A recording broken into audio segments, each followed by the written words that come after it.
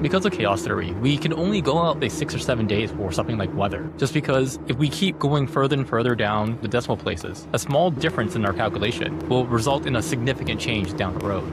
Based on what we know so far, it's mostly just electrical signals. Think about electrical signals as like zeros and ones. It's already code. If we were to sever distinct parts in the brain, people's personalities will change. Let's take that and extrapolate it even further. Let's say that we create computer systems that are so sophisticated that they are able to experience love and emotion the same way we are. Then these computer systems, we should probably start thinking about it differently and not thinking about them as computers or more so as conscious beings. I didn't feel like I was winning. I actually wasn't very happy. I would go as far as to say that at that moment, I had depression and I couldn't figure out what it was. I didn't hate my job. I actually thought it was a pretty decent job. Despite me being in what many others would call a winning position, I felt like I was losing. So I had to really take a step back and reevaluate what is it that I'm getting wrong. I think it leads to a sort of nihilism where people assume that there is no meaning to life.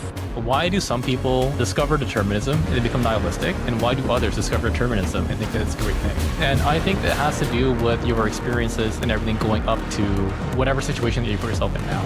Don't you think it's a necessity for civilization to exist with religion? No, I definitely don't. If, for example, you have this very complex system that has the ability to map out every particle and where it is, could we predict the future with such understanding? So you have a certain number of resources, and some people will spend all their resources. Those are the guys that aren't great at saving. Those are the like impulse buyers, and you'll have people who are good at gathering resources. People who have more money are able to earn more and save more. That 5% end up growing to the point where it's larger than other people's incomes, so they can just have wealth. Yeah, that's Laplace's demon.